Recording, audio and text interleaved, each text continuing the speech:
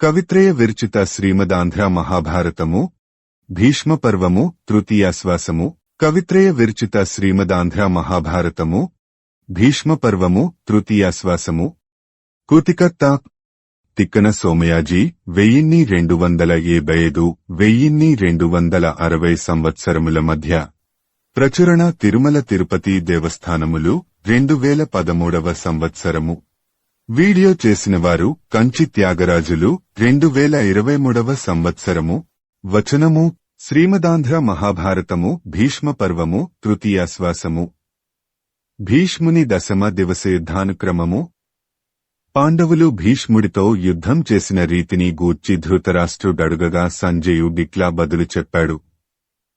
సూర్యోదయం కావటంతోనే పాండవులు తమ తమ సేనలతో పాటు యుద్ధరంగానికి వెళ్లి మోహరించేటప్పుడు శిఖండిని ముందు నిలిపారు. అతడికి రెండు ప్రక్కల భీమార్జునులు, వెనుక ప్రక్క అభిమన్యుడు, ద్రౌపది కోమాళ్లున్నూ, వారికి రెండు వైపుల చేకితానుడు, సాత్యకియు నిలిచారు. వారికి వెనుకవైపు ధర్మరాజు, ధృష్టద్యుమ్నుడాదిగా గల పాంచాల కుమారులను ముందు ఉంచుకొని నకుల సహదేవులను ఇరు ప్రక్కల పెట్టుకున్నాడు. వీరికి ప్రక్క భాగాలలో క్రమ్ముకొని విరాటుడు, ద్రుపదుడు ప్రధానులుగా ఉండే రాజులున్నూ, కేకయ పంచకం, ధృష్టకేతువు నిలిచారు. ఈ మాదిరి గట్టి మోహరాన్ని ఏర్పాటు చేసుకుని పాండవులు యుద్ధానికి సిద్ధమయ్యారు. అంతకుముందే కౌరవులు కూడా యుద్ధ రంగానికి వెళ్లారు. భీష్ముడు అగ్రభాగంలో ఉండగా నీ కొడుకులు కౌరవులు అతని చుట్టూ చేరారు. ద్రోణుడు, అశ్వత్థామకుడి ఎడమ భాగాల్లోనూ, దుర్యోధనుడు, కృపుడు, కృతవర్మ వీర్ముందు నిలబడగా తాను మధ్యభాగంలో నిలిచాడు. బృహద్బలుడు, కాంభోజుడు ముఖ్యులుగా గల రాజులు ఆ దుర్యోధనుడి చుట్టూ నిలిచారు. త్రిగర్తులు వెనుకవైపు నిలిచి బలిష్టమైన సేనను ఏర్పాటు చేసుకొని ముందుకు నడిచారు. ఈ విధంగా రెండు పక్షాలవారు కవియగా నానా విధాలైన వాద్యాల శబ్దాలు ఆకాశాన్ని అంటుతూండగా ఒకరినొకరు ఢీకొన్నారు. కందము. ఓ ధృతరాష్ట్ర మహారాజా, వినుము. కౌరవ పాండవుల యుద్ధం దేవదానవ యుద్ధం వలె కనిపించింది. అప్పుడు యమధర్మరాజు పట్టణంలో జనాల తోపిడి ఎక్కువయింది. వచనము అట్లా కౌరవ పాండవులు యుద్ధం చేసే సమయంలో మత్తేభము, నకుల సహదేవులు హద్దుమీరిన పరాక్రమం గలవారే అప్పటికప్పటికి తోచే విధంగా యుద్ధం చేసి కౌరవసేనను ఇరకాటంలో పెట్టారు. అదే సమయంలో భీముడు, అర్జునుడుకో అని అరుచుచూ ఒకేసారిగా కౌరవుల సేన మీదకు ఎగబడ్డారు. దీన్ని చూచి పాండవసేన ఉత్సాహంతో పొంగి కురుసేన మీదకు విజృంభించింది. ఇంతలో భీష్ముడు ఈ పరిస్థితిని చూచి ప్రళయకాలంలో రుద్రుడివలె భయానకమైన ఆకారంతో బాణాల మొత్తాన్ని వారిపైన కుప్పలు తెప్పలుగా పడవైచాడు. కందము. భయంకరంగా యుద్ధం జరిగే ఆ సమయంలో కాలిబంట్లు ఒకరి కాళ్లు మరొకరి కాళ్లతో పెనవేసుకొని, రథాలు హెచ్చుతగ్గులుగా ఒరిగి, గుర్రాలు పెడమొగం పెట్టుకొని, ఏనుగు గుంపులు నేల అదిరిపోయేటట్లుగా కింద పడ్డాయి. కందము. శిఖండి భీష్ముడిని గుర్తుపట్టి వెంటనే ఎదిరించి 3 బాణాలతో అతడిని కొట్టాడు. భీష్ముడు శిఖండిని ఒక్కసారి చూచి మరలా వాడి ముఖం చూడకుండా అతడిని ఉద్దేశించి చిరునవ్వుతో ఇట్లా అన్నాడు. ఉత్పలమాల. ఓ శిఖండిని, నీవు ద్రుపద మహారాజుకు కూతురుగా పుట్టావు. పిదప బ్రహ్మదేవుడు నిన్ను మగవాడుగా సృష్టి చేశాడు. అట్లాంటి ఆడుది అయిన నీ మీద బాణాలు వేయడం నాకు ఇష్టం కాదు. కాబట్టి నీకు గల మదం కొద్దీ నా మీద ఎన్ని బాణాలు వేసినా సరే నేను నవ్వుతూ ఊరక ఉంటానేగాని నా మనస్సులో నీ మీద కోపం పుట్టదు సుమా. వచనము భీష్ముడు పై విధంగా చెప్పగా శిఖండి కోపగించినవాడే అతనితో ఇట్లా అన్నాడు. కందము. ఓ భీష్మా, నీవు రాజులనందరినీ గెలిచావు.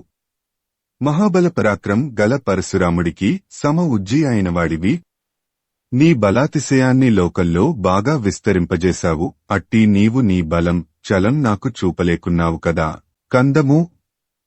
ఓ భీష్మా, నీలో ఏ కొద్ది నేర్పున్నా నాపైన బాణాలు ప్రయోగించు. చేతకాకపోతే బాణాలు ప్రయోగించకుండా అవతలికి వెళ్లిపొమ్ము. నీవు నిలిచి బాణాలు వేసినా తొలగిపోయినా ఎట్లయినా సరే నేను బాణాలు వేసి నిన్ను చంపుతాను. నేను ఆడదాననైతేనేమి మగవాడనైతేనేమి నన్నేం చూస్తావు కందము. ఓ భీష్మాచార్య, ఈ దినం ఏ విధంగానైనా నీ వాక్యం చెడిపోయేటట్లుగా నీ వెంబడిపడి నిన్ను క్రమ్ముతాను. చురుకుదనం గల మగవాడివనే ప్రసిద్ధిని రూపుమాపుతాను. ఆయుధాలు ప్రయోగించే విద్యలో నాకున్న నిశితత్వం ప్రదర్శిస్తాను. వచనము అని ఈ విధంగా శిఖండి భీష్ముడిని తోలనాడుతూ మరల 5 బాణాలతో అతడిని కొట్టాడు. అప్పుడు వాడాడిన మాటలు అర్జునుడు విని, ఓహో, నేడు వీడి విధానం వింతగా కనిపిస్తున్నది. భీష్ముడు చావటానికి సమయం ఆసన్నమైంది కాబట్టే దైవ ప్రేరణచేత ఉత్సాహం కలిగి విజృంభించి పలికాడు కాబోలు అని తన మనస్సులో ఊహించి వాడి ఉత్సాహాన్ని హెచ్చుచేసేట్లుగా ఇట్లా అన్నాడు. శ్రీమదాంధ్ర మహాభారతము భీష్మ పర్వము తృతీయాశ్వాసము. అర్జునుడు శిఖండికి ప్రోత్సాహంబు గలిగించి భీష్ముపై గవియించుట. ఆట వెలది. ఓ శిఖండి, ఈ విధంగా బీరాలు పలికి అటుపై బలంగా యుద్ధం చేయకుండా ఊరుకుంటే మనలను చూచి జనం నవ్వుతారు. నేను నీకు అండగా ఉండగా నీకేమి భయం? ఎవ్వరూ నిన్నేమీ చేయలేరు. విజృంభించి భీష్ముడితో తలపడుమని అర్జునుడు అన్నాడు. వచనము పై విధంగా అర్జునుడు శిఖండితో చెప్పిన సమయంలో భీష్ముడు తొలగిపోయి పాంచాలరాజు సేనల మీద పడ్డాడు. ఆ సందు చూచుకొని పాండవ బలాలు గాంధీవి ముందు నిలబడగా శత్రు సైన్యం మీదికి కవిశాయి. అప్పుడు కౌరవుల బలం భయంతో ఒదిగి ఒదిగి వెనుకకు మళ్ళింది. దుర్యోధనుడు చూచి, నీవు ఉండగానే మన సేనలకు ఇంత దుస్థితి పట్టటమా అని భీష్ముడితో అన్నాడు. దానికి భీష్ముడు దుర్యోధనుడికి ఈ విధంగా బదులు చెప్పాడు.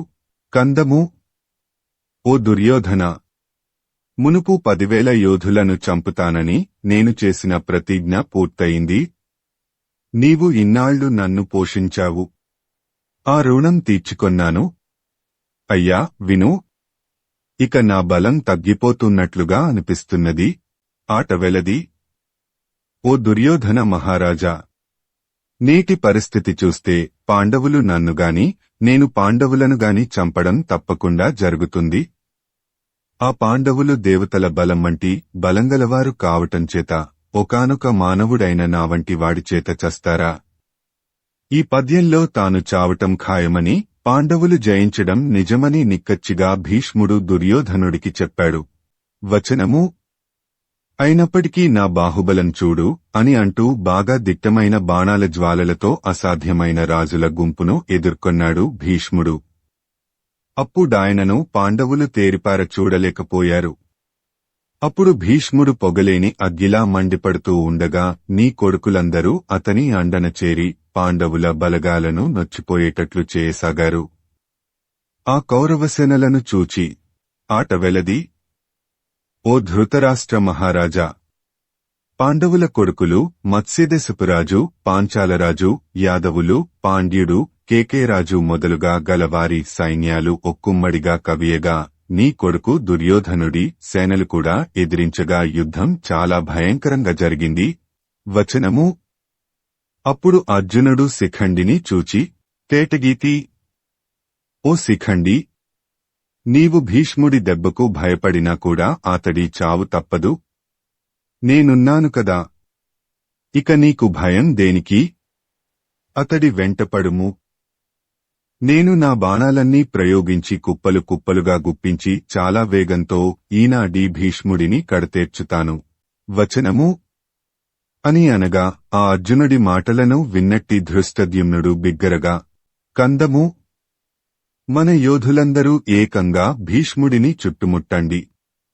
అర్జునుడుండగా మనకేం భయం? ఆ భీష్ముడిని చూచి మనం జంక పనిలేదు అని అంటూ పెనుబొబ్బ పెట్టి ధృష్టద్యుమ్నుడు బలంగా విజృంభించాడు. వచనము ధృష్టద్యుమ్నుడు బొబ్బలు పెట్టుతూ విజృంభించినప్పుడు ధర్మరాజు, భీముడు, నకులుడు, సహదేవుడున్ను, అభిమన్యుడు, ద్రౌపది కొడుకులున్ను, సాత్యకి, చేకితానుడు, కేకయ మాగధరాజులున్ను ఇంకా ఉండే రాజులందరూ ఒకే ఊపుతో బాగా విజృంభించారు. ఇక్కడ కౌరవసేనలో అశ్వత్థామ, భూరిశ్రవసుడు, కృతవర్మ, కృపాచార్యుడు, కాంభోజరాజున్ను, వికర్ణుడు, దుర్ముఖుడు, వివింశతి, చిత్రసేనుడు మొదలుగా కలిగిన శూరులు భీష్ముడికి రక్షణగా ముందు భాగంలో నిలిచి పాండవ సైనికులను ఎదిరించారు. ఈ యుద్ధపు పట్టును చూస్తున్న దేవతలకు రెప్పపాటు లేకుండటం సఫలమైంది. అంటే ఘోరంగా యుద్ధం జరిగిందని, దేవతలు ఆ యుద్ధాన్ని రెప్పవేకుండా చూశారని భావం. కందము ప్రయత్నంతో శిఖండిని ముందు ఉంచుకొని వేగంగా ముందుకు దూసుకొనిపోతున్న అర్జునుడికి సముద్రానికి చెలియలికట్ట మాదిరిగా దుశ్శాసనుడు అడ్డుతగిలాడు. వచనము పైన చెప్పిన రీతిగా దుశ్శాసనుడు పాండవసేనను నిలబడేటట్లుగా చేసి, కందము రాజా! ఆ దుశ్శాసనుడు 20 బాణాలతో ఆ కృష్ణార్జునులిద్దరినీ కొట్టాడు. అర్జునుడు మిక్కిలి కోపించి 100 బాణాలు వేసి దుశ్శాసనుడిని నవ్వుజేశాడు. తేటగీతి దుశ్శాసనుడు చాలా దెబ్బతిని కూడా అర్జునుడి నొసట 5 బాణాలు గ్రుచ్చాడు. ఆ అర్జునుడు మిక్కిలి విజృంభించి దుశ్శాసనుడి వింటిని తునుకలు చేసి చాలా బాణాలు వేశాడు. కాని దుశ్శాసనుడు ఏమాత్రం చలించకుండా వేరే విల్లందుకుని 25 బాణాలు ప్రయోగించాడు. కందము దుశ్శాసనుడు తనపై ప్రయోగించిన బాణాలను అర్జునుడు తుంటలు చేసి చాలా శక్తి గల ఒక బాణాన్ని ప్రయోగించాడు. ఆ బాణం దుశ్శాసనుడి విశాలమైన రొమ్ములో బాగా గ్రుచ్చుకున్నది. ఆ దెబ్బతో నీ కొడుకు దుశ్శాసనుడు మూర్ఛపోయాడు. వచనము దుశ్శాసనుడు మూర్ఛ చెంది రథంలో వాలిపోగా. కందము దుశ్శాసనుడు మూర్ఛ చెందగానే అతడి సారథి భీష్ముడి రథానికి వెనుక ప్రక్కకు తన రథాన్ని తరుముకొని పోయాడు. అంతలోనే మహాధైర్యవంతుడైన ఆ దుశ్శాసనుడు తెప్పరిల్లుకొని హుందాగా తిరిగివచ్చి అర్జునుడిని ఎదుర్కొన్నాడు. వచనము ఆ యుద్ధంలో సాత్యకితో అలంబుసుడు, భగదత్తుడు, అభిమన్యుడితో సుదక్షిణుడు, ఈ విరాటరాజు, ద్రుపదుడు, ఈ వీరిద్దరితో అశ్వత్థామ, సహదేవుడితో కృపుడును, నకులుడితో వికర్ణుడు, ఈ ఘటోత్కచుడితో దుర్ముఖుడు, ఈ భీముడితో భూరిశ్రవసుడు, చేకితానుడితో చిత్రసేనుడు, ధర్మరాజుతో ద్రోణాచార్యుడు తలపడ్డారు. పోరుఘోరంగా ఉండినది. ఆ యుద్ధంలో 2 పక్షాలవారు ఒకరొకరి ధ్వజాలను విరచటం, ఒండొరుల గుర్రాలను చంపుకోవటం, ఇరుపక్షాలవారి సారథులను పడవేయటం, వీరి విండ్లను వారి విండ్లను వీరు త్రుంచివేయటం జరుగుతూ ఉంటే విరివిగా బాణాలు విసురుకోవటం చేత కలిగిన మెరుపుల గుంపులచే భయంగొలిపేది, భయంకరమైన అల్లెత్రాళ్ల ధ్వనులనిడి ఉరుముల కదలికలు కలది, నెత్తుటి ధారలనే జడివానచే ఘోరమైనది అవుతూ మునుపెన్నడూ లేని వర్షాకాల సమయంగా అనిపించింది. అప్పుడు సూర్యభగవానుడు ఆకాశంలో ఒకవైపు యుద్ధం జరుగుతున్నట్టుగా చూడటానికి సాధ్యం కాదని అనుకున్నాడు అన్నట్లు ఆకాశంలో మధ్య భాగానికి చేరుకున్నాడు.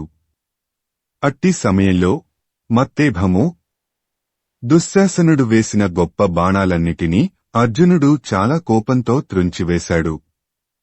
కోపాగ్నితో జ్వలిస్తుండే ముఖంతో చాలా బాణాలను దుశ్శాసనుడి మీద ప్రయోగించాడు. దానితో ఆ దుశ్శాసనుడి అల్లెత్రాడు, విల్లు, ధ్వజం తునాతునకలయ్యాయి. అంతేకాదు అతడి అవయవాలన్నీ దెబ్బతిన్నాయి. తన తేరి గుర్రాలు భయంతో సకిలిస్తుండగా భయపడి అతడు పారిపోయాడు. తేటగీతి అర్జునుడు తన రథాల గుర్రాలు గతిభేదాలతో నడుస్తూ ఉండగా భీష్మాచార్యుడికి ముందుండే సైన్యాన్నంతా చంపుతూ వచ్చాడు. దాన్ని చూచి ద్రోణాచార్యుడు తన వింటినారిని బాగా శబ్దింపజేశాడు. ఆ శబ్దం వల్ల ఏర్పడ్డ కంపనం భూమి, ఆకాశాల మధ్య భాగాన్ని తిరుగుడు పడేటట్లు చేసింది. అప్పుడు ద్రోణుడు ఎదుర్కొనటానికి సిద్ధపడుతూ ఉండగా శ్రీమదాంధ్ర మహాభారతము భీష్మ పర్వము తృతీయాశ్వాసము ద్రోణాచార్యులశ్వత్థామను భీష్మునకు సహాయంబుగా బంపుట. వచనము ద్రోణుడు అర్జునుడున్న దిక్కుకు నడుస్తూ ఉండగా ధర్మరాజు తన సేనతో కూడా ద్రోణుడిని వెంబడించి అడ్డు తగిలి అతడిని పోనీయక యుద్ధం చేస్తూ ఉండగా ద్రోణాచార్యుడు కందము. ఆ సమయాన ద్రోణాచార్యుడు కన్నుల నుండి నిప్పులు రాలుతుండగా చాలా కోపంగా తనకు చాలా దగ్గరలో ఉన్న తన కొడుకైన అశ్వత్థామను చూచి ఆ సమయంలో తనకు ఏర్పడ్డ పరిస్థితిని గూర్చి ఈ విధంగా చెప్పాడు. చంపకమాల. ద్రోణాచార్యుడు తత్కాలంలో తనకు కలిగిన తారుమారు స్థితిని తన కొడుకుతో ఈ విధంగా తెలుపుతున్నాడు. కుమారా, అమోఘాలైన బాణాలన్నీ తడబడుతున్నాయి. ఆయా ఆయుధాల అధిదేవతల మంత్రాలు మరచిపోతున్నాను. ధనుస్సున ఉండే దండం వణకుతున్నది. నా మనస్సు నా అధీనంలో ఉండటం లేదు. ఆయా సమయంలో చేయవలసిన పనులు జ్ఞప్తికి రావటం లేదు. శరీరం ప్రయత్నాన్ని విడిచిపెట్టుతున్నది. ఈనాటి యుద్ధ విధానాన్ని చూస్తే అర్జునుడు తన భీష్ముడిని చంపుతాననే నిర్ణయాన్ని నిజంగా నెరవేర్చుతాడని నాకు తోస్తున్నది. వచనము. ఓ అశ్వత్థామ, అటు బాగా తల పైకెత్తి అర్జునుడు చేసే బీభత్సాన్ని చూడుము. కందము. గుర్రాలు కుప్పకూలుతున్నాయి. ఏనుగులు నేలమీదికి ఒరిగిపోతున్నాయి. రథాలు పడిపోతున్నాయి. భయం కలిగించే మహాప్రళయంలో దానికి ముందు కాలంలో కనిపించే చిన్నెలు ఎన్నో అగుపడుతున్నాయి. వచనము. సేనానష్టమే కాకుండా చాలా దుశ్శకునాలు కూడా కలుగుతున్నాయి. తేటగీతి. కురుసేన పైన గద్దలు తిరుగుతున్నాయి.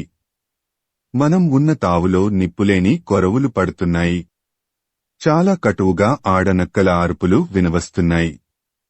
అందుచేత భీష్ముడికి ముప్పు తప్పదు. వచనము. ధర్మరాజు ముఖం కోపావేశంతో కూడుకొని ఉన్నట్లు అనిపిస్తోంది. అతడు ద్రౌపది కొడుకులు నకుల సహదేవులతో కూడి నాపైకి ఉరుకుతున్నాడు.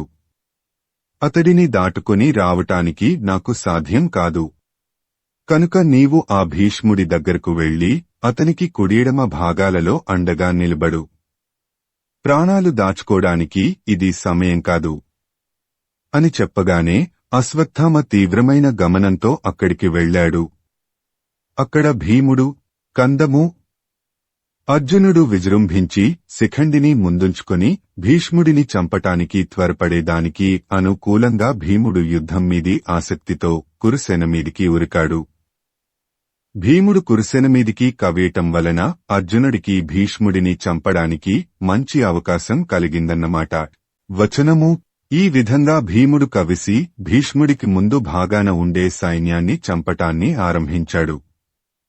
భగదత్తుడు, కృపుడు, కృతవర్మ, శల్యుడు, సైంధవుడు, చిత్రసేనుడు, దుర్మర్షణుడు, విందుడు, అనువిందుడు, వికర్ణుడు అనే 10 మంది ఒక్కసారిగా ఆ భీముడిని చుట్టుముట్టి పలు రకాల ఆయుధాలు ప్రయోగించి బాధించారు. తాను బాధపడి కూడా కదలకుండా నిలబడి యుద్ధం చేస్తున్న భీముడిని చూచి సాయపడటానికే అర్జునుడు తోడుగా వచ్చాడు. ధనుస్సుల తునుకలతో, బాణాల బద్దలతో, ధ్వజాల తుంటలతో, గొడుగుల తునుకలతో, చామరాల ముక్కలతో, నగల పొడులతో నేలను కప్పివేశారు. సుయోధనుడు ఆ దృశ్యాన్ని చూచాడు. సుశర్మ ముఖ్యుడుగా గల రాజులను చూచి ఆ భీమార్జునులను ఎదుర్కొనుడని ఆజ్ఞాపించాడు. కందము. మొదట భీముడిని ఎదుర్కొనటానికి వచ్చిన భగదత్తాదులు 10 మంది రాజులు, ఇప్పుడు దుర్యోధనుడి ఆజ్ఞచే వచ్చిన సుశర్మ మొదలుగా గల వీరులు, వీరందరూ కూడా ఆ భీమార్జునుల దెబ్బలకు తూలిపోసాగారు. దీన్ని గమనించి దుర్యోధనుడు తనకు గల సకల విధాలైన సైన్యాలను ఆ భీమార్జునులను ఎదుర్కోవలసిందిగా ఆజ్ఞాపించాడు. వచనము. కౌరవసేన మొత్తంగా కూడి భీమార్జునుల మీదికి కవియగా వారిద్దరికీ అప్పుడు యుద్ధం చాలా దుర్భరమైంది. ఈ పరిస్థితిని గుర్తించి అభిమన్యుడు, సాత్యకి ముఖ్యులుగా గల పాండవసేనలో గల రథికులందరూ తమ తమ సైన్యాలతో బాగా ముందుకు సాగి విజృంభించి యుద్ధం చేయసాగారు. కందము. భీష్ముడు పాండవసేనల యొక్క ఉద్దండ పరాక్రమాన్ని చూచాడు. దానితో ఆయనకు దర్పం పెల్లుబికింది. కోపగించిన సింహం ఎట్లాగైతే తనవాడి గోళ్లతో ఏనుగులను కప్పివేస్తుందో ఆ మాదిరి తన పదనైన బాణాలతో పాండవుల సేనలను కప్పివేశాడు. కందము. సారథులు కిందపడేటట్లుగా గుర్రాలు ఎగిరిపడేటట్లుగా చాలా కఠినంగా విజృంభించి వేగంతో అన్ని చోట్లా తానే అవుతూ బాణాలతో పాండవ సేనను పరిమార్చుతూ భీష్ముడు ఆశ్చర్యకరంగా యుద్ధం చేశాడు. వచనము ఈ విధంగా చాలాసేపు యుద్ధం చేసి భీష్ముడు అపరాహ్న కాలం కాగా తన మనసులో తేటగీతి భీష్ముడు ఇట్లా అనుకొన్నాడు, ఈనాటితో 10 దినాలుగా చాలా భయంకరంగా మహామహారాజులనెందరినో పదునైన బాణాలు గుప్పించి చంపాను. ఇప్పుడు నాకే విసుగు పుట్టుతున్నది. ఇక ఈ శరీరాన్ని వదిలిపెట్టటం తగిన పని. వచనము భీష్ముడుపై విధంగా అనుకొని అక్కడి నుంచి అవతలికి పోయి సైన్యాలను ఇటూ అటూ నెట్టుకొంటూ యుద్ధం చేసే మాదిరి కనిపించుతూ ధర్మరాజు దగ్గరకు వెళ్లి ఎవరికీ వినబడకుండా సన్నగా అతడితో ఇట్లా అన్నాడు, కందము, ఓ ధర్మరాజా, నేను పుట్టినది లగాయతు ఇంతవరకు ఎంతోమంది రాజులను చాలా క్రూరంగా చంపటంతోనే నా కాలం గడిచిపోయింది. ఇప్పుడు నేను బాగా విసుగు చెందాను. ఇకమీద ఈ రాక్షస కృత్యానికి నేను ఒప్పుకోను. యుద్ధంలో సైనికులను నేను చంపజాలను. ఆట వెలది. ఓ ధర్మరాజా, మీరు నామేలు కోరేవారైతే శిఖండిని ముందు పెట్టుకొని పూనికతో మీ సేనలోని వారందరూ ఒక్కుమ్మడిగా నాపైకి ఉరికి బాణాలతో కొట్టండి. ఇంకా ఏమాత్రం ఆలస్యం చేయకండి. వచనము భీష్ముడు పై విధంగా ధర్మరాజుతో చెప్పి తానేమో యుద్ధం చేసే విధంగా తన రథాన్ని జోరుగా పోనిచ్చి పాంచాల రాజు సేనల మీదికి విజృంభించాడు. అప్పుడు ధర్మరాజు తనకు సమీపంలో ఉండే ధృష్టద్యుమ్నుడిని చూచి, కందము, ధృష్టద్యుమ్నా, భీష్ముడు చెప్పిన మాటలు విన్నావుగదా? మన సేనలో ఉన్న యోధులందరినీ ఒకేసారిగా భీష్ముడి మీదికి కవియవలసనదిగా ఆలస్యం చేయకుండా వెంటనే ఆజ్ఞాపించుము. భీముడు నీవు అర్జునుడితో కూడి కోపోద్దీప్తులై అతడి మీదికి బాగా విజృంభించండి. వచనము ధర్మరాజు పై విధంగా చెప్పగానే ఆ ధృష్టద్యుమ్నుడు సీసము తేటగీతి ధర్మరాజు చెప్పినట్లుగా ధృష్టద్యుమ్నుడు చేసెగతో మత్స్యదేశపురాజు కేకయరాజు మొదలైన రాజులను బాగా యుద్ధం చేయగల యోధులను వీరులను భీష్ముడి మీదికి కవ్వింపజేశాడు. వీరందరూ భీమార్జునులు అండగా ఉండడంచేత ఎంతమాత్రం జంకుగొంకు లేకుండా భీష్ముడి మీదికి విరుచుకపడ్డారు. దీన్ని చూచి దుర్యోధనుడి అందరు తమ్ముళ్ళు ఇంకా ఉన్న రాజులు దుర్యోధనుడు వీరంతా ఏకమై భీష్ముడికి ముందుగా ఆయనకు రక్షణగా నిలిచి పాండవసేనను ఎదుర్కొన్నారు. అప్పుడు యుద్ధం చాలా భయంకరంగా జరిగింది. అభిమన్యుడు దుర్యోధనుడిని నొచ్చిపోయేట్టు చేశాడు. అశ్వత్థామ సాత్యకి శరీరాన్ని బాణమయం చేశాడు. చేదిపౌరవుల యుద్ధం సాటిలేనిదిగా ఉప్పినది. భీముడేమో దుర్యోధనుడి ఏనుగుల గుంపునంతటినీ చంపివేశాడు. వచనము పాండవ పక్షంలోని చాలామంది భటులు ఆ భీష్ముడిని కూలదోయడానికి, కౌరవుల భటులు పలువురు ఆ భీష్ముడిని కాపాడటానికి ప్రయత్నించుతూ నానా విధాలైన అస్త్రశస్త్రాలతో యుద్ధం చేస్తుండగా కందము, పూనికతో సింహం మరో సింహాన్ని ఎదుర్కొనటానికి వెళ్లే మాదిరి అర్జునుడు త్వరగా భీష్ముడి మీదికి కవిశాడు. అంతలో శాంతనవుడిని కాపాడటానికి దుశ్శాసనుడు ఇద్దరికీ అడ్డంగా వచ్చాడు. ఈ సన్నివేశాన్ని తిలకించిన దేవతలు దుశ్శాసనుడి శౌర్యాన్ని పొగిడారు. ఆట వెలది. దుశ్శాసనుడు దేవతల పొగడ్తలందుకుంటూ యుద్ధం చేస్తున్నాడు. అప్పుడు అతన్ని ఎదిరించగల వీరుడే పాండవసేనలో ఎవడూ లేకపోయాడు. ఒక్క అర్జునుడు మాత్రం ఎదుట నిల్చి పదునుగల బాణాల కుప్పలు గుప్పించి నొప్పించి దుశ్శాసనుడిని నొక్కి భీష్ముడి వెనుక నక్కేటట్లు చేశాడు. వచనము అర్జునుడు బాణాలు గుప్పించే సమయంలో తొందరపాటుతో కందము, అర్జునుడు భగదత్తుడిని తల్లడిల్లజేశాడు. అతడి తెల్ల ఏనుగును బాణాలతో కొట్టి రక్తసిక్తం చేసి ఎరుపురంగు గల దానినిగా చేశాడు. ఆ భగదత్తుడు ద్రుపద మహారాజు మీదికి విజృంభించాడు. వచనము అర్జునుడు శిఖండిని బలాత్కరించి అవకాశాన్ని చూపించి భీష్ముడిని బాణాలతో కొట్టుము అని ప్రోత్సాహపరిచాడు. అప్పుడు కందము, కౌరవసేనలోని యోధులందరూ భీష్ముడిని కాపాడడానికి ఆయనకు ముందు భాగంలో నిలబడి చాలా భయంకరంగా అర్జునుడిని కమ్మివేశారు. ఆ అర్జునుడు అలుగగా మన సేనలంతా పెనుగాలికి తుత్తునియలే చెదిరిపోయే కారు మబ్బుల మాదిరి చెదిరిపోయాయి. వచనము: ఆ విధంగా మన సేనలు తొలగిపోగా ఆట వెలది. ఆ సమయంలో శిఖండి భీష్ముడి మీద పదునైన బాణాలు ప్రయోగించాడు. భీష్ముడు వాడిమీద బాణాలు వేయకుండా యుద్ధభూమిలో నుండే వీరుల మీద, యోధుల మీద తన శౌర్య విజృంభణం అతిశయించగా బాణాలు చాలా ప్రయోగించాడు. కందము: అర్జునుడు నిర్బంధ పెట్టగా శిఖండి భీష్ముడి విశాలమైన వక్షస్థలంపైన బాణవర్షం కురిపించాడు. దానికి జలయంత్రం నుండి నీరు బయటికి వస్తూ ఉంటే వినోదిస్తున్న ఏనుగు మాదిరిగా భీష్ముడు నవ్వసాగాడు. కాని ఏమాత్రమూ కష్టపడలేదు. వచనము: భీష్ముడు శిఖండి తనమీద ప్రయోగించే బాణాలను లెక్కచేయలేదు. ఆ శిఖండి అందుబాటులో దగ్గరగా ఉన్నా కూడా బాణాలతో కొట్టలేదు. అర్జునుడి మీద బాణాలు ప్రయోగించాడు. దుశ్శాసనుడు తిరిగి వచ్చి అర్జునుడు ఓర్చుకోలేనంతగా యుద్ధం చేసి తాను నొచ్చి పారిపోయాడు. ఈ విషయం తెలుసుకున్నట్టి దుర్యోధనుడు ఎలుగెత్తి అరచి చేయి విసరుతూ కళింగ మాళవ బాహ్లిక విదేహ శూరసేనులు ముఖ్యులుగా గల బలాలను ప్రోత్సాహపరచాడు. వీరందరూ అర్జునుడి మీదికి కవియగా తేటగీతి. ఆ అర్జునుడు దివ్యాస్త్రాల గొప్పతనాన్ని చూపించుతూ మన చతురంగ బలాన్ని నాశనం చేసి పరుగెత్తచేశాడు. శిఖండికి సందు చూపాడు. అప్పుడు అతడు భీష్ముడిపైన పదునైన బాణాలను బాగా నాటాడు.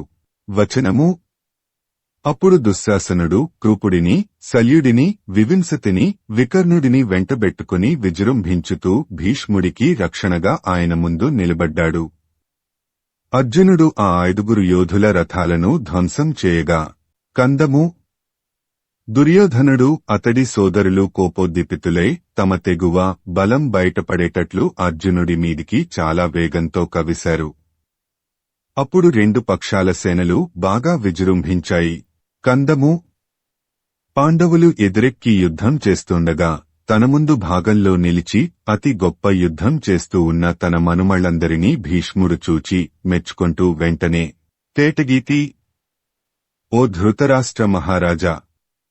భీష్ముడు ఒకానొక మహాస్త్రాన్ని శత్రుసైన్యాల మీద వేయాలని అనుకున్నాడు. విల్లు ఎక్కుపెట్టాడు. అల్లెత్రాటి మధ్యలో బాణాన్ని పెట్టాడు. ఆ బాణం వేగంగా దూరంగా పోవడానికి బాగా లాగాడు.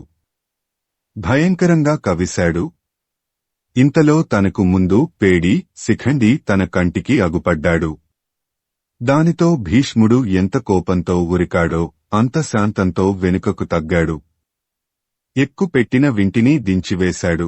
వచనము: ఆ తరువాత కందము: ద్రుపదుడు, విరాటుడు మొదలైనవారి బలాలు విచ్చలవిడిగా విజృంభించి భీష్ముడిపై కవిశాయి. అప్పుడు భీష్మాచార్యుడు అడచరాని పోకడతో ఆ యుద్ధభూమినంతా శత్రువుల చతురంగ బలాల అంగాలతో నింపివేశాడు. అనగా శత్రువుల రథాలను, ఏనుగులను, గుర్రాలను, కాల్బలాన్ని తునాతునకలు చేశాడు. కందము: భీష్ముడు పైన చెప్పిన విధంగా పాండవుల సేనలకన్నింటికీ మహాభయాన్ని కలిగించాడు. అక్కడ ఉన్న వీరులందరూ తన ధైర్య శౌర్యాలను పొగడగా శతానికుడు, విరాటరాజు తమ్ముడు, రాక్షసుడి మాదిరి ఆ భీష్ముడి మీదికి ఎగబడినాడు. శ్రీమదాంధ్ర మహాభారతము భీష్మపర్వము తృతీయాశ్వాసము. విరటు తమ్ముడగు శతానికుండు భీష్మునిచే జచ్చుట. వచనము: పైన చెప్పిన విధంగా శతానికుడు భీష్ముడిని మార్కొని చురుకైన బాణాలను ప్రయోగించి అతడికి బాధను కలిగించగా భీష్ముడు కోపించి శార్దూల విక్రీడితము. భీష్ముడు ఆ శతానికుడి వింటిని, పతాకాన్ని తునకలు చేశాడు. అతడి సారథిని నేలపై పడేటట్లు కొట్టాడు. రథానికుండే గుర్రాలను నేల దొరలేటట్లుగా చేశాడు. ఆ శతానికుడు భుజబలం, శూరత్వం ఒప్పుతూ ఉండగా శక్తి అనే ఆయుధాన్ని భీష్ముడి మీదికి ప్రయోగించగా భీష్ముడు దాన్ని తునుకలు చేశాడు. కాంతితో జ్వలిస్తుండే ఒకానొక బల్లేని అతడి మీదికి ప్రయోగించి భయంకరంగా ఆ శతానికుడి తలను భీష్ముడు ఖండించాడు. వచనము: పైన చెప్పిన ప్రకారంగా భీష్ముడు విరాట మహారాజు తమ్ముడగు శతానికుడిని చంపివేశాక కందము శతానికుడు చావగానే సైన్యాలు భయపడి పారిపోయాయి. ఆ సమయంలో నిర్మానుష్యంగా ఉన్న ఆ యుద్ధరంగంలో తేజఃపుంజంతో వెలిగే భీష్ముడు ఆకాశంలో ప్రకాశించే సూర్యుడి మాదిరి అగుపడ్డాడు. శ్రీకృష్ణుడు ఈ పరిస్థితిని బాగా గమనించి అర్జునుడితో ఇట్లా అన్నాడు, కందము, ఓ అర్జున, మన సైన్యాలు శతానికుడి మరణం రణంలో చూచి అదిరి బెదిరి కనబడకుండా పారిపోతున్నాయి. కనుక ఇప్పుడు నీవు భీష్ముడిని మార్కొనకుండా పోతే మన పని చెడిపోతుంది. కాబట్టి నీవు ప్రయత్నంతో భీష్ముడిని కవిసి జయించుము. వచనము. అర్జునుడు కృష్ణుడన్న మాటలు విన్నాడు. భీష్ముడిని, ఆయన రథాన్ని, గుర్రాలను, సారథిని చురుకైన బాణాల సమూహంతో కప్పివేశాడు. శిఖండి కూడా అర్జునుడితో కూడా చేరుకొని బాణాలతో భీష్ముడిని నొప్పించాడు. శిఖండి పేడి కాబట్టి వాడిమీద బాణాలు వేయడానికి భీష్ముడు ఇష్టపడకుండా ఉండే సమయంలో అర్జునుడు అతడి విల్లును విరిచివేసి పెళ్లుగా బాణాలను గుప్పించాడు. దీన్ని చూచి సలసల్యాదులైన వీరులందరూ ఓర్చుకోలేక చాలా భయంకరాలైన అమోఘాలైన అస్త్రశస్త్రాలతో యుద్ధభూమినంతా కప్పివేస్తూ బాణాలతో కొట్టుతూ భీష్ముడికి అండగా ముందు నిలబడండి, మీరుండే చోటి నుండి కదలిరండి అనే అరుపులు ఆకాశాన్ని అంటుతుండగా సేనలతో వారు విజృంభించారు. భీముడు, సాత్యకి, అభిమన్యుడు ముఖ్యులుగా ఉండే యోధవర్గం వారి విజృంభణాన్ని చూచారు. అడ్డు ఆపు లేకుండా శత్రుసైన్యాన్ని తరిమారు. శత్రుసేనలంతా ఒక్కటిగా చేరుకొని కవిశారు. అప్పటివారి యుద్ధం దేవతల రాక్షసుల యుద్ధం వలె అనిపించింది.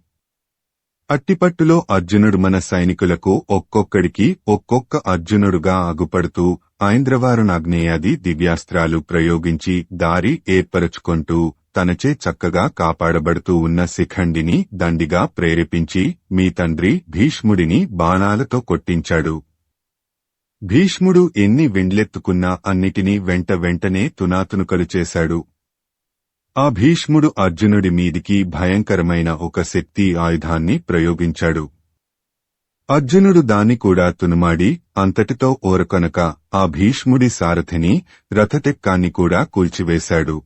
సీసము, తేటగీతి. భీష్ముడు తన మనస్సులో ఈ విధంగా అనుకొంటున్నాడు, ఈ పాండవులకు కృష్ణుడు ఆశ్రయంగా లేకుండా ఉంటే నా ఒక్క ధనస్సుతోనే వీరినంతా నేను గెలువనా? సరే, ఆ సంగతి అట్లా ఉండని. ఈ పాండవులందరూ లొచ్చుపడి చచ్చుదేలి కృష్ణుడిని సహాయంగా తీసుకొని నా దగ్గరకు వచ్చారు. నా మరణానికి ఉపాయాన్ని వీరికి చెప్పాను. ఇకమీద యుద్ధంలో శ్రద్ధ చూపకుండా ప్రశాంతంగా ఉంటాను.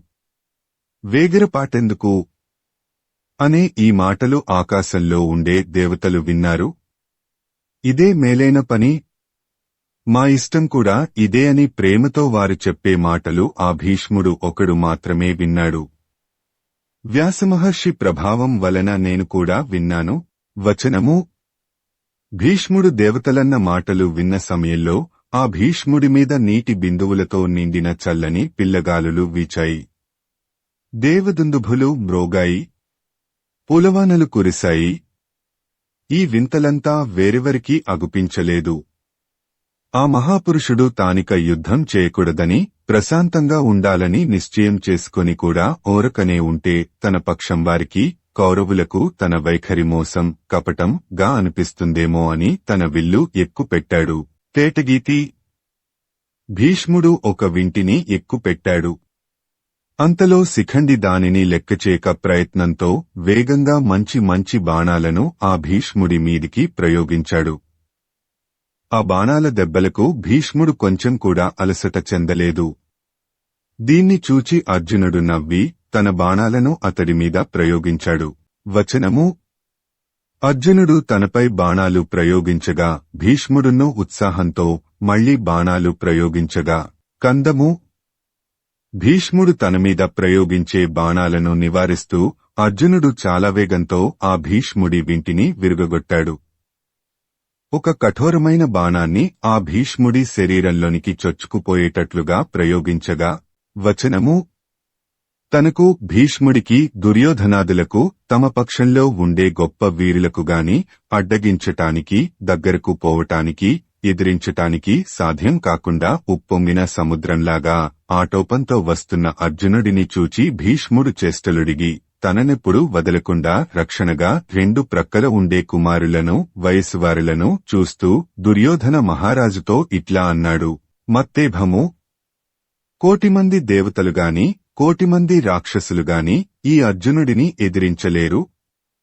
ఈ అర్జునుడిని ఎదుర్కోవటానికి దేవరాక్షసుకోటికే సాధ్యం కాదంటే ఇక మానవులకెట్లు సాధ్యం? మానవులకు అర్జునుడిని ఎదిరించడం ఎంతమాత్రం సాధ్యం కాదన్నమాట. మహావీరుడైన ఈ అర్జునుడు ఒక్కడు పాండవ సైన్యంలో లేకుంటే ఈ సైన్యాన్ని మొదలంటా మట్టుపెట్టటానికి నేనొకడనే చాలేవాడిని. ఓ దుర్యోధన, నా మాట విను. ఈ అర్జునుడు ధనుస్సు చేతపట్టుకొంటే వీడికి ఎదురుగా ఏ మహావీరుడు కూడా ధనుస్సు పైకెత్తలేడు.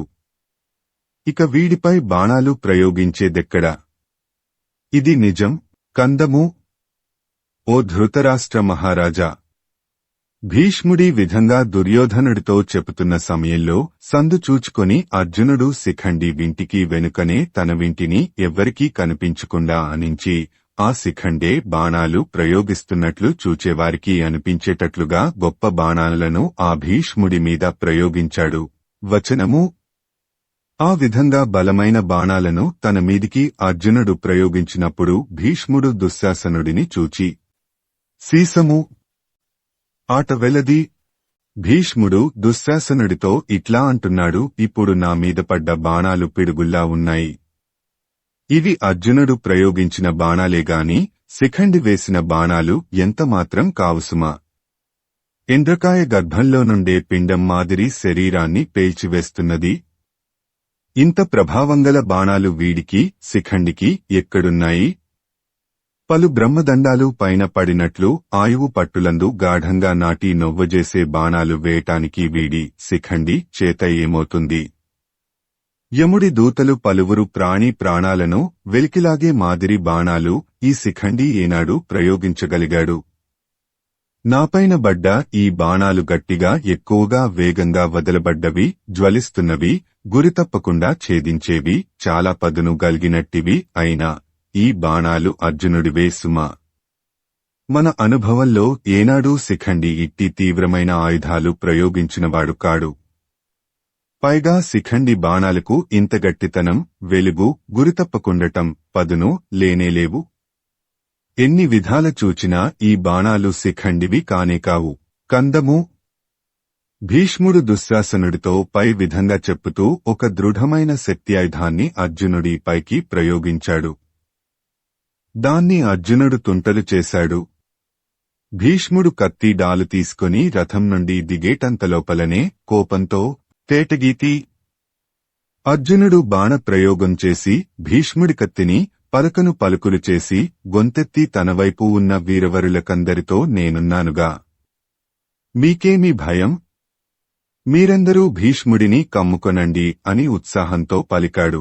వచనము: అర్జునుడన్న ఆ మాటలు యోధులు విని కందము. పాండవపక్షంలోని యోధులు బాణాలు ప్రయోగించండి, బల్లేలతో పొడవండి, గుదేలతో కొట్టండి, కత్తులతో నరకండి అని కేకలు వేస్తూ భీష్ముడికి చాలా దగ్గరికి వచ్చారు. అప్పుడు మన కౌరవ సైనికులు కూడా బొబ్బలు పెడుతూ శత్రు సైన్యంతో తలపడ్డారు. దానితో యుద్ధం చాలా భయంకరంగా కనిపించింది. వచనము: కౌరవ పాండవులకు ఘోరంగా యుద్ధం జరిగే ఆ సమయంలో తేటగీతి. ఓ ధృతరాష్ట్ర! అర్జునుడు బాగా విజృంభించి కౌరవ సైనికులను చిందరవందర చేశాడు. అప్పుడు అర్జునుడి పక్షపు వీరులందరూ ఏమాత్రం జంకు గొంకు లేకుండా భీష్ముడికి చాలా దగ్గరగా మూగారు. అతడి శరీరంలో వేలెడు చోటు కూడా ఖాళీ లేకుండా బాణాలతో పరిఘాదులగు ఆయుధాలతో నింపివేశారు. శ్రీమదాంధ్ర మహాభారతము భీష్మ పర్వము తృతీయాశ్వాసము. భీష్ముడు శరతల్పగతు డగుట. వచనము: అట్టి సమయంలో తన ప్రతాపాన్ని బాగా చూపిన సూర్యుడు శాంతించి అస్తమించబోతున్నాడు. అప్పుడు అర్జునుడు సమీపానికి వచ్చి భీష్ముడి మీద కఠోరమైన బాణాల వరుసను గుప్పించి కూలద్రోశాడు. కందము. కౌరవకుమారులందరూ చూస్తూ ఉండగా భూమి వణకిపోతూ ఉండగా దర్పంతో వెలిగే ఆ భీష్ముడు సూర్యుడు పడమటికొండకు చేరే విధంగా తూర్పుతలగా ఒరిగాడు. తేటగీతి. భీష్ముడి శరీరం భూమిని తాకకుండా పానుపుమాదిరి బాణాలు ఆధారంగా అమరాయి. ఆ విధంగా బాణాల పాన్సుపై పరుండిన ఆ మహాశయుడిని దేవత్వం ఆవహించింది. అంటే ఆయన దేవుడుగా అగుపడ్డాడు. చంపకమాల. ఆ భీష్ముడు నేల కొరగడాన్ని దేవతలు చూచి అయ్యో పాపం ఇతడెంతో పుణ్యాత్ముడే, నరకానికి మార్గమైన దక్షిణాయనంలో మరణిస్తున్నాడే అని వాపోవటాన్ని భీష్ముడు తెలుసుకొని వారితో దేవతలారా, దక్షిణాయనకాలము యొక్క గమనాన్ని మరణాన్ని మనస్సున ఎరిగే కదా ప్రాణాలను నా బొందిలో నిలుపుకొన్నాను. మీరు కొంచెం కూడా విచారించకండి. వచనము. సత్యవతిని పెండ్లాడడానికి అనుకూలపడటం వల్ల మా తండ్రి శంతనుడు సంతోషపడి నాకు ఎవ్వరి చేతనూ చంపబడకుండటం, నా ఇష్టానుసారంగా చనిపోవటం అనే 2 వరాలిచ్చాడు. ఆ వరాల ప్రభావం వల్ల నేననుకొంటేనే గాని నాకు మరణం కలుగదు. నా ప్రాణాలు నా చెప్పుచేతల్లో ఉంటాయి అన్నాడు భీష్ముడు. దేవతలు విన్నారు, సంతోషపడ్డారు కూడా. అదే సమయంలో గంగానది చెప్పి పంపగా కొందరు ఋషులు హంసల రూపాలలో భీష్ముడి దగ్గరకు అది దక్షిణాయనమని తెల్పడానికి వచ్చారు. భీష్ముడది ఎరిగి ఉన్నాడని అతని వల్లే తెలుసుకొని ప్రియంతో వెళ్లిపోయారు. అప్పుడు దుర్యోధనుడు ఆజ్ఞ చేయగా దుశ్శాసనుడు ద్రోణాచార్యుడి వద్దకు వెళ్లి భీష్ముడి పతనాన్ని గూర్చి చెప్పాడు. ద్రోణుడు మూర్ఛపోయి కొంచెం సేపటికి తెప్పిరిల్లాడు. బిక్క మొగం వేసుకుని తొందరగా భీష్ముడి దగ్గరకు వెళ్లాడు. ఆ సమయంలో పాండవులు సంతోషపడ్డారు, కౌరవులు ఏడ్చారు. సీసము. తేటగీతి. ఓ ధృతరాష్ట్ర మహారాజా, పాండవులు వారి సంతానం మత్స్య ద్రుపద యాదవులతో పాటు ఆనందంతో ఉబ్బిపోయారు. గర్జనలు చేశారు, పొలికేకలు పెట్టారు.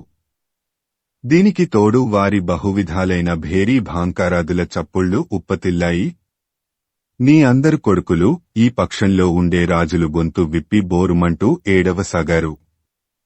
ఆకాశంలో సంచారం చేసే దేవగంధర్వ కిన్నరాదుల హాహాకారాలు దీనికి తోడు కాగా భూమి ఆకాశాల మధ్య గల భాగమంతా పెద్ద మేఘ ధ్వనితో నిండిపోయింది. ఇక మన కౌరవ పక్షంలోని వారు కాలు చేయి కూడా కదల్చలేకపోయారు. కన్నీటి ధారలను కార్చుతున్నారు. మనస్సుల్లో హడలెత్తగా ఊరకే పాండవుల దండును చూస్తూ ఉండిపోయారేగాని యుద్ధం చేయడానికి కొంచెం కూడా యత్నించనే లేదు. వచనము. అప్పుడు సూర్యుడు అస్తమించాడు అని సంజయుడనటాన్ని విన్నట్టి ధృతరాష్ట్రుడు అతడితో ఇట్లా అన్నాడు. కందము. ఓ సంజయ, ఆలోచిస్తే నా మనస్సు హృదయం ఇనుప ముద్దయో గ్రాయియో అయి ఉంటుంది. లేకపోతే అనేక బాణాల వలె కరకైన నీ మాటల వరుసలు నాపై వ్యాపించినా కూడా దిట్టంగా బద్దలు కాకుండా ఉండి వినగలుగుతున్నది. వచనము. ఇంకా నేనేమైనా చెప్పడానికి ఉన్నదా అన్నాడు ధృతరాష్ట్రుడు. దానికి సంజయుడు ఇట్లా అన్నాడు. అప్పుడు తాము కౌరవులు వారికైన వారు కవచాలు ఓడదీసిపెట్టి ఆయుధాలన్నీ ఒకచోట పెట్టి భీష్ముడి వద్దకు వెళ్లారు. ధర్మరాజాదులు కూడా తమ బంధువులతో మిత్రులతో కూడా ఆ భీష్ముడున్న చోటికి వెళ్లారు. ఒక్క అర్జునుడు మాత్రం ధనస్సు చేతబట్టుకొని ఆయన దగ్గరికి వెళ్లాడు. ఇట్లు ఆ ఇరువర్గాల వారున్నూ ఆ సమయానికి వారికి గల కోపాలు మానుకొని ఆ భీష్ముడి చుట్టూ మూగారు.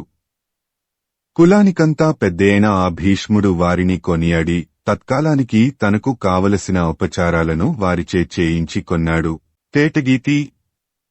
భీష్ముడు తనకు తల క్రిందకు దిండు తలగడ కావాలని నీ పుత్రులతో చెప్పాడు. వారు మెత్తని దిండ్లు తెండని పనివారికి ఉత్తరువు చేశారు. భీష్ముడు చిరునవ్వుతో అర్జునుడిని చూచి దగ్గరకు పిలిచాడు. కందము. భీష్ముడు తనను పలవగానే అర్జునుడు కంటనీరు కార్చుకొంటూ తన గాంధీవాన్ని వింటిని అవతల పెట్టి వినయంతో మెల్లగా అతడి దగ్గరకు వెళ్లాడు. అప్పుడు భీష్ముడు ఈ బాణాల పాన్పునకు సరిపడేటట్లుగా తూపుల దిండు పెట్టుము అని ఆనతిచ్చాడు. వచనము పై విధంగా భీష్ముడు అర్జునుడిని ఆజ్ఞాపించాడు. అట్లే చేస్తానని అర్జునుడు తన గాంధీవాన్ని ఎత్తుకున్నాడు. మళ్లీ అనుజ్ఞ తీసుకున్నాడు. 3 పదునుగల బాణాలను బాగా మంత్రించి భీష్ముడి తల యొక్క వెనుక భాగాన్ని ఎత్తి పట్టుకొని ఆ మంత్రించిన బాణాలను ప్రయోగించాడు. వాటి కొనలు నేలకు గట్టిగా గుచ్చుకొని చక్కగా నిలబడ్డాయి. భీష్ముడు చూచి సంతోషపడ్డాడు. అంపశయ్యకు అనువైన దిండు పెట్టినందుకు అతడిని పొగిడాడు. తన మనుమలందరనూ దొరలను చూచి, కందము, సూర్యుడిని ఆరాధిస్తాను. ఉత్తరాయణం వచ్చేదాకా ఈ బాణాల పడకపైన ఇట్లాగే ఉండి ఆనందంతో, ఉత్సాహంతో కాలం గడుపు. ఈ దినాలలో నాకు తగిన విధంగా చక్కని కాపలా మీరు ఏర్పాటు చేయాలి. కందము, శ్రమ లేకుండా చూచుకొనగలవారు నాకు బాగా కాపుగా ఉండాలి. వెంటనే అగడ్తలు గల ప్రాకారాన్ని ఎత్తుగా నా చుట్టూ కట్టించండి. అనగానే భక్తితో కౌరవులు, పాండవులు కూడా ప్రయత్నపడి, వచనము అగడ్తతో పాటు ప్రాకారాన్ని కట్టటానికి కంటిని రెప్పవలే ఏమరకుండా కాపాడుతూ ఉండటానికి ఇరుపక్షాలవారు, కౌరవ పాండవులు తమలో సమర్థులైన వారిని నియమించారు. ఇంతలో వైద్యులు దెబ్బతిన్న ఎముకలకు వైద్యం చేస్తామంటూ వచ్చారు. భీష్ముడు వైద్యం అక్కరలేదంటూ వారికి కావలసిన అమూల్యాలైన వస్తువులనిచ్చి సత్కరించి పంపించివేశాడు. సంగీతం పాడేవారు, వీణా వేణు మృదంగాది వాద్యాలు బాగా వాయించేవారు, నాట్యం, అభినయం బాగా చేయగలవారు ఆ మహనీయుడికి ఉబుసుపోకను, వేడుకను కలిగిస్తున్నారు. ఇంతలో అతడికి, భీష్ముడికి గొంతెండిపోయింది. త్రాగటానికి నీళ్లు కావాలన్నాడు. చాలామంది చల్లని పానీయాలు తెచ్చి ఇచ్చారు. కాని అతడు, తేటగీతి, వినండి. నేనిప్పుడు బాణాల పాన్పుపై పడుకొని ఉన్నాను కాబట్టి తేజోమయమైన బాణాన్ని ప్రయోగించడం వల్ల భూమి లోపలి నుండి వెలికి పుట్టుకొని వచ్చే నీళ్లను మాత్రమే త్రాగుతాను కాని ఇతరమైన నీటిని త్రాగను. కావున మీరిచ్చిన ఈ నీరు నాకు తగదు. వచనము ఆ మాటలు విని కౌరవులు, వారివైపుండే దొరలందరూ ఆశ్చర్యపోగా ఆ సమయంలో భీష్ముడు అర్జునుడిని చూచి, కందము, అర్జున, బాణాల బాధ వల్ల నా శరీరమంతా మండిపోతున్నది. దప్పిక ఎక్కువైనది. పెదవులు కూడా ఎండిపోతున్నాయి. నా ఈ సహింపరాని దప్పికను పోగొట్టటానికి తగినట్టి నీటిని ఉపాయంతో తేవటానికి నీకొక్కడికే చేతనవుతుంది. కనుక ఆలస్యం చేయకుండా నాకు తగ్గనీరు తీసుకొనిరమ్ము. వచనము పై విధంగా భీష్ముడు చెప్పగా అర్జునుడు అలాగే చేస్తానని భీష్ముడికి ప్రదక్షిణం చేశాడు. తేజోరూపంగా ఉండే ఒక బాణాన్ని తీసుకొన్నాడు. దాన్ని మేఘాలకు నాయకుడైన ఇంద్రుడు దేవతగా గల మంత్రాలతో బాగా మంత్రించాడు. ఆ బాణాన్ని నేలలో బాగా గుచ్చుకొనేటట్లుగా ప్రయోగించాడు. దానితో పటిక మాదిరి తెల్లగా ఉండే నీరు పైకి ఎగజిమ్మినది. దివ్యమైన సువాసన, రుచి కలిగి ఉన్న నీరు ప్రవాహరూపంగా పైకి రాగా ఆట వెలది. కౌరవులకు బాగా వణకు, ఆశ్చర్యం కలిగింది. పాండవులు, వారి బలగం సంతోషంతో ఉబ్బిపోయారు. గర్జించారు. శంఖాలు పూరించారు. అర్జునుడు ఆ జలంతో భీష్ముడికి తృప్తి కలిగించాడు. వచనము భీష్ముడు ఈ విధంగా పైకి వచ్చిన నీరు త్రాగి తృప్తి చెంది అర్జునుడితో ఇట్లా అన్నాడు. ఉత్పలమాల, అర్జునా, నీవు నరనారాయణావతారంలోని నరుడనే మహర్షివని నారదుడు చెప్పగా విని ఉన్నాను. నీవు, శ్రీకృష్ణుడు ఒకచోట చేరారంటే ఇంక మీకు సాధ్యం కాని పనులంటూ ఏవీ ఉండవు. గర్వంతో నిన్నెవరూ ఏమీ చేయలేరు. నీతోడి విరోధం నాశనానికి కారణమని ఎన్నో మార్లు చెప్పినా ఈ దుర్యోధనుడు నీతో విరోధం మానుకోలేదు. ఇక ఇతడు భీముడి చేత బొత్తిగా సమూలంగా వినాశం పొందుతాడు. వచనము భీష్ముడు అర్జునుడితో పై రీతిగా చెప్పగా మనస్సు చిన్నబుచ్చుకొని ఉన్న నీ కుమారుడు దుర్యోధనుడితో ఇట్లా అన్నాడు.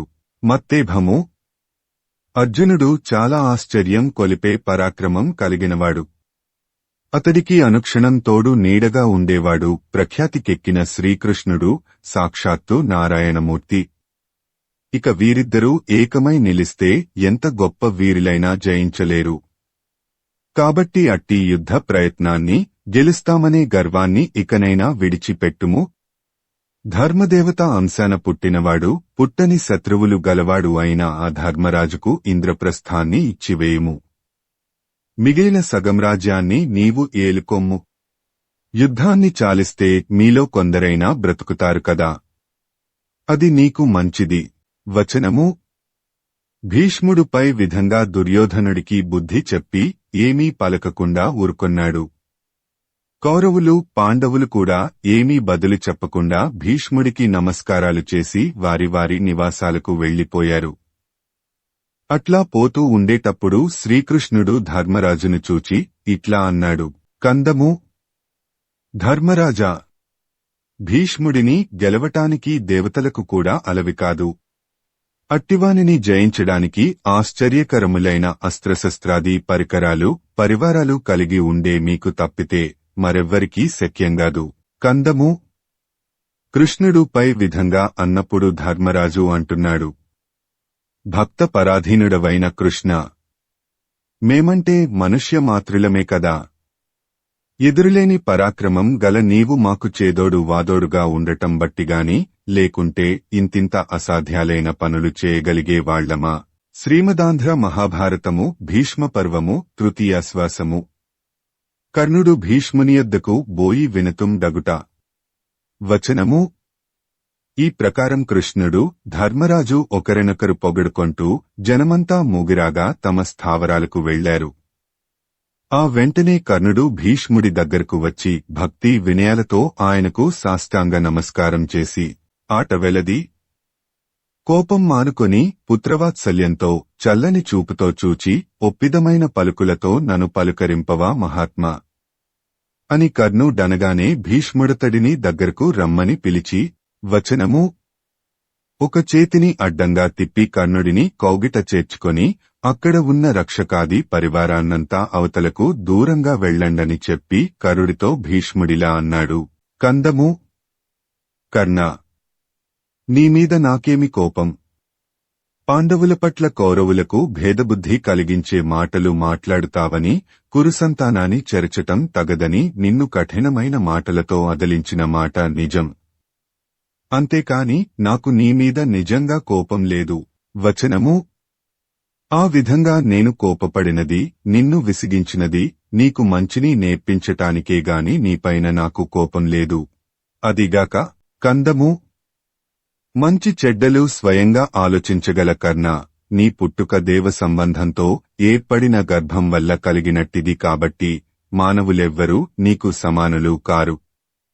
నా మాట బాగా ఆలకించు. నీవు కుంతి కొడుకువేగాని రాధ కొడుకువు కానే కావు. వచనము. కర్ణ, నీ పుట్టుకను గూర్చి వేదవ్యాస మహర్షి నాకు రహస్యంగా చెప్పాడు. నేను కూడా నీ దివ్యతేజస్సును చూచి దేవాంశ వలన పుట్టావని తెలుసుకొన్నాను. పాండురాజు కొడుకువు కాబట్టి నీమీద నాకు పుత్రవాత్సల్యమే ఉన్నదిగాని ద్వేషం కొంచెం కూడా లేదు. నేనొక మాట చెబుతాను, బాగా వినుము. నేను కురు పాండవుల వైరాన్ని అంతమయ్యేటట్లు చేశాను. ఆ పాండవేలా జయింపశక్యం కానివారు. పైపెచ్చు ఈ పాటి వాడనడానికి వీలుకాని కృష్ణుడే వారికి విధేయుడై ఉన్నాడు.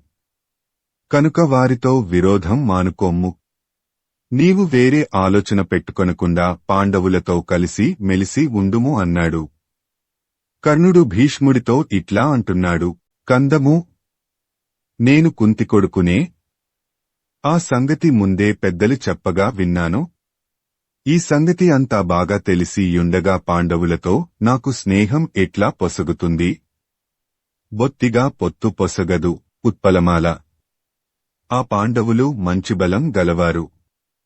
అదిగాక కృష్ణుడు వారికి అండగా ఉన్నాడు. అట్లాంటి వారిని యుద్ధంలో జయించలేమనే విషయం కూడా నాకు బాగా తెలియను. అయినా దుర్యోధనుడు నాకు చేసే సమ్మానాలు, గౌరవాలు ఎన్నో. వాటిని అంతా తలుచుకొని ఆలోచిస్తే కౌరవులను వదిలిపెట్టి పాండవుల పక్షంలో చేరటం ఏం న్యాయం? అది వీరులకు ఉచితమైన పని కానే కాదు. వచనము. అంతేకాకుండా ఉత్పలమాల. నేను కొలువుకుటంలో కావాలని ఎన్నోసార్లు జంకుగొంకు లేకుండా దుర్భాషలాడి వారిని అవమానపరచాను. వారి మేలు గొప్ప చూచి ఓర్చుకోలేక వారు చెడిపోవాలని విరోధాన్ని బాగా పెంచాను.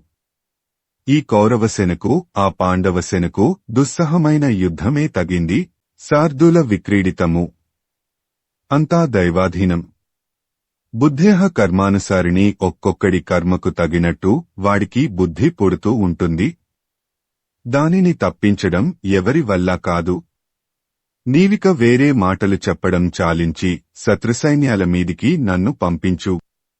నేను దుర్యోధనుడికి చేయవలసిన సేవారూపమైన ధర్మాన్ని నెరవేర్చుకొంటాను. నా బలాధిక్యాన్ని లోకమంతా కీర్తించేటట్లుగా యుద్ధరంగంలో స్వైరవిహారం చేస్తాను. ఆ కృష్ణుడిని అర్జునుడిని కల్లోల పెట్టుతాను. చంపకమాల.